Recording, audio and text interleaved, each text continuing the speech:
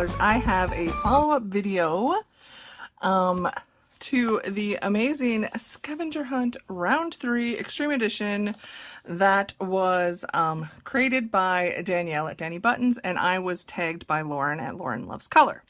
So I had posted my video in February, which is when Danielle's video came out, which, by the way, if you have not done this video or this tag, you don't have to do it as a video, you can just do it as the tag.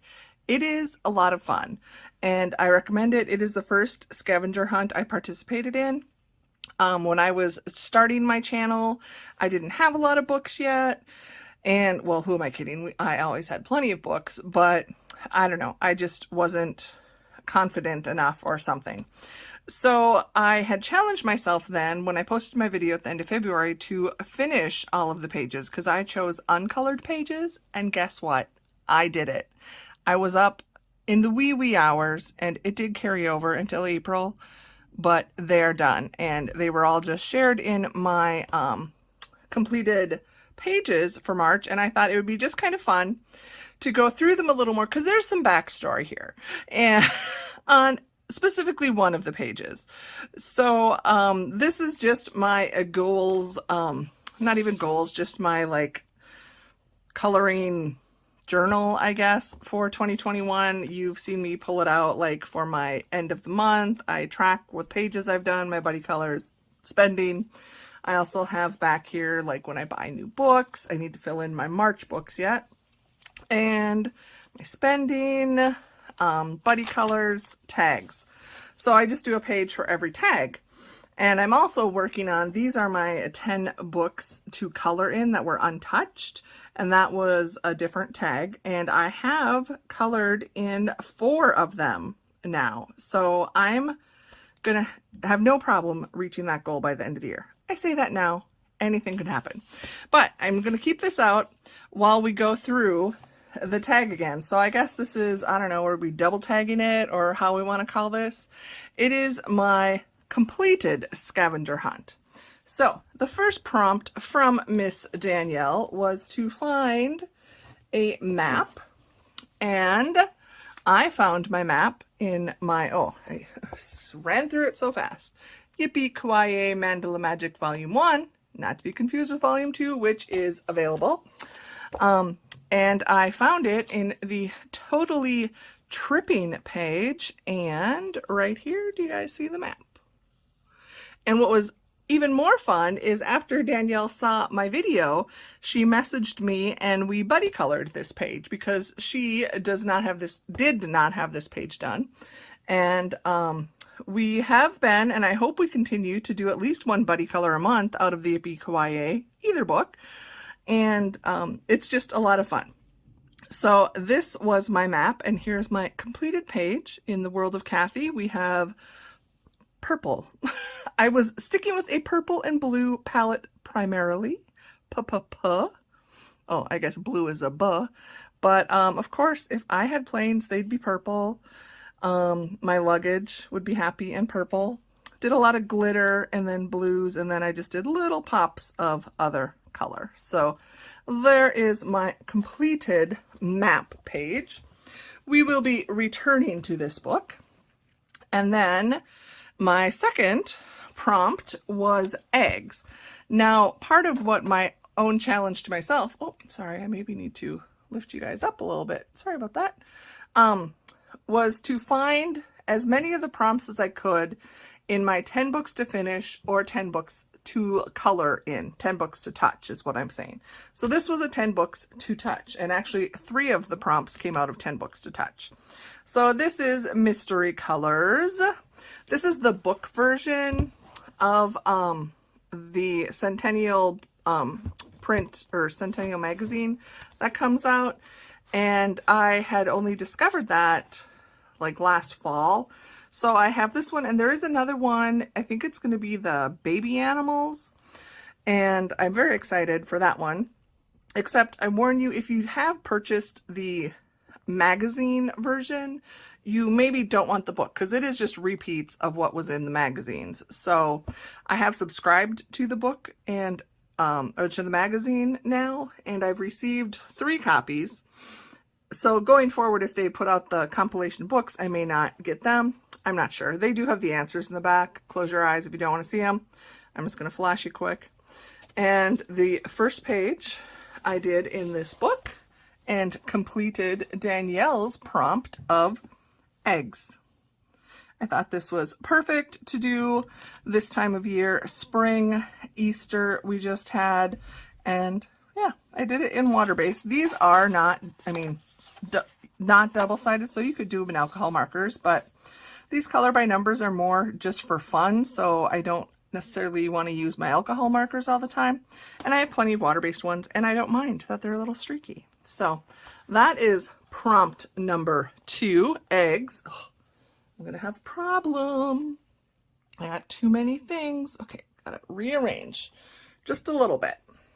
Okay, you're gonna keep seeing the list a little bit.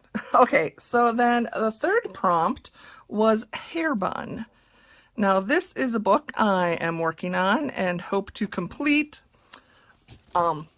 one set of pages. I'm not going to do the whole book because there are doubles in it, but this was a new release right around the holidays at the end of the year from Hannah Lynn, and it is a very fun coloring book. I do have the artist edition that I purchased off her website, which has her autograph, and it is spiral bound on really nice paper. I like this. So it comes with like your detailed version of a page and a simple one. So I am doing the simple pages this year, and my hair buns are my Chinese New Year girl. I think she is beautiful. Very much enjoyed doing that page. Then, and I got a twofer.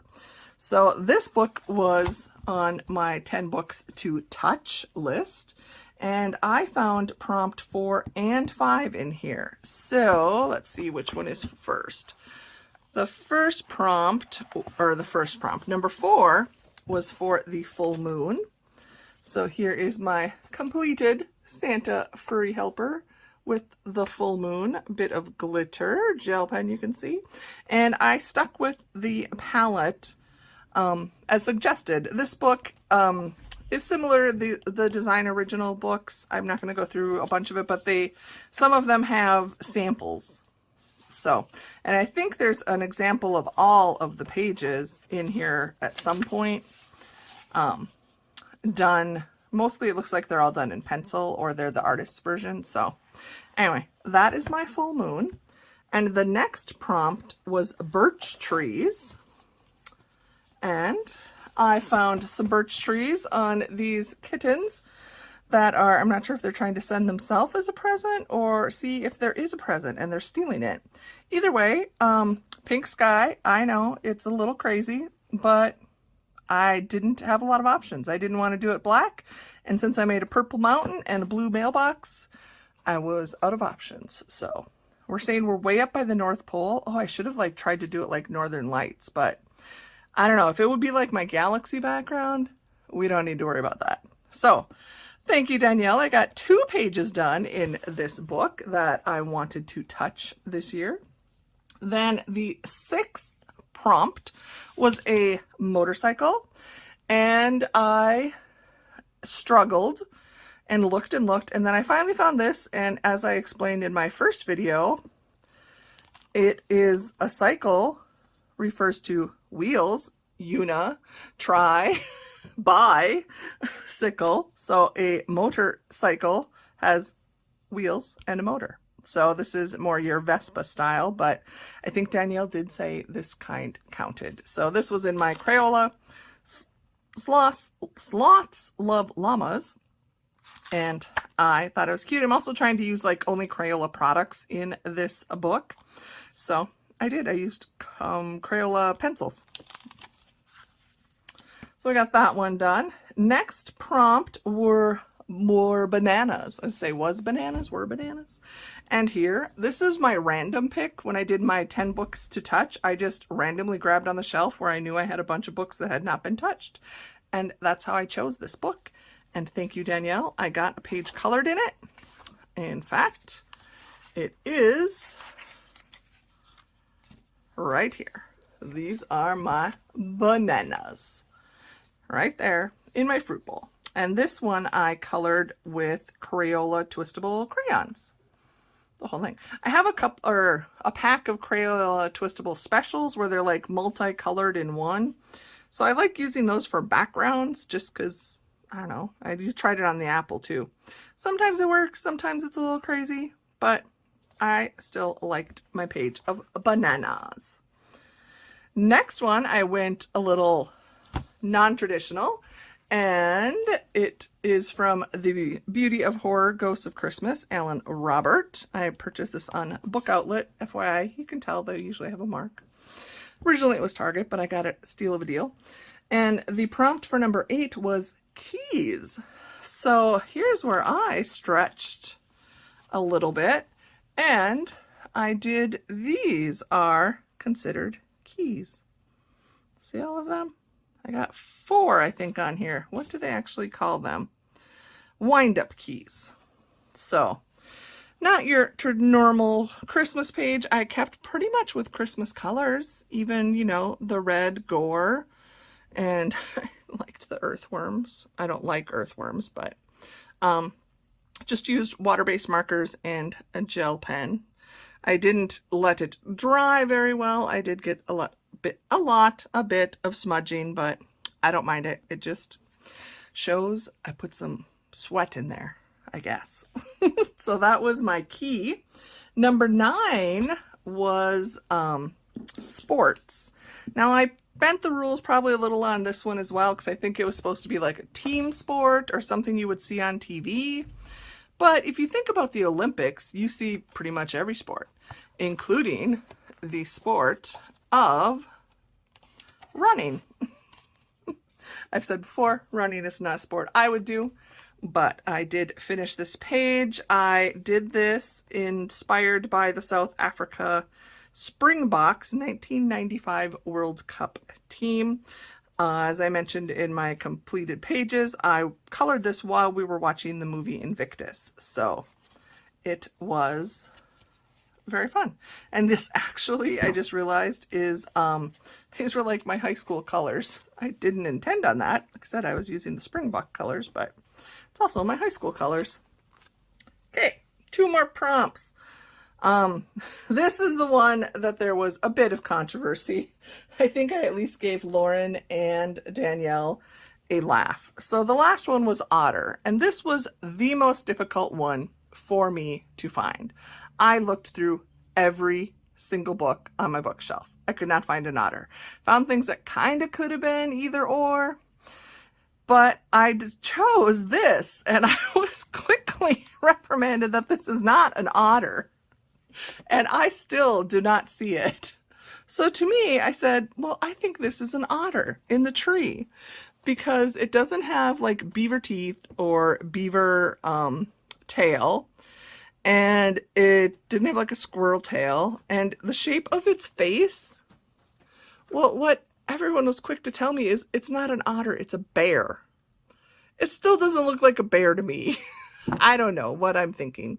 Hi, yeah, Gabby's gonna, of course, crash us because I reprimanded her, but I don't think it's a bear. I think it's an otter in a tree. And funny story is, when I posted that my video was up for the scavenger hunt, I jokingly did hashtag otter in a tree, and hopefully I am smart enough to insert a picture, because I was not the only hashtag of otter in a tree. And tell me what you think in this real life otter in a tree could also be this otter in a tree. I'm just saying, I'm still sticking with it. I'm not going to admit I'm wrong unless Danny Banani, the illustrator, actually tells me it's a bear, Kathy. It's a bear.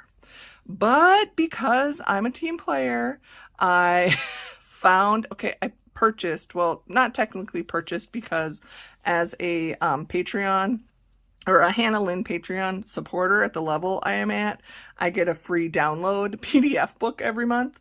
So I specifically went and downloaded Enchanted Faces so I could color this page, which is called Oleana's Otter. So obviously this is an otter. So it wasn't my original in the scavenger hunt. And yes, Gabrielle can't stay away. And yeah, I'm not super happy with how it turned out, but the good thing is it's a PDF and I can print it again. I had a different plan for the water, but again, my cats were involved, and basically I tried to do this glitter, which makes it maybe look more murky, scary water, like don't want to swim in it. But anyway, there is my actual, you cannot argue about the otter in this one because it's in the name. And then the last page, or the last prompt, was a bonus prompt, and it was to be an outfit that you would wear. And this Sun Life book is one of my 20 books, oh my lord, don't even put me there, 10 books to finish. And there's a page in here, and it is from this book by Sun Life, World of Animals coloring book. I was not looking forward to, because part of why I like these Sun Life books, or a lot of the Sun Life books, is they are fairly simple and or color by number, and that's kind of what I go to them for. But this page that I chose, it is an outfit I would wear because I am a bit of a girly girl and I never have the chance to dress up. But if I could, I would want to wear this fancy ball gown because it shows off my shoulders, which I'm okay with. It probably has a little cleavage on the front. Again, I'm okay with. Covers up my bat wings and my butt. There is a bow near the derriere, but it's a minor one. Funny story, I think I referred to my wedding dress when I showed this before I colored it. As my girlfriends were getting married, which the last, I think like I was still a bridesmaid, was it 2 years ago, 2 or 3 years ago? I thought, you know, pushing 50, I would be too old for bridesmaid, but I wasn't. And I was so happy to be a bridesmaid for that friend. But it was like they'd ask me and I would tell them my criteria. I said, I will be your bridesmaid, maid of honor, whatever it is you want me to be, providing it is not a strapless dress and there is not a bow on my butt. That was my only criteria. I didn't care what color it was. I just said I wanted my arms covered, at least to the elbow, and no bow on my butt. So here is my scene. This is a very busy scene and it is not my style. I purposefully left things uncolored because my focus is on myself and my handsome husband, who for some reason just has a coat on.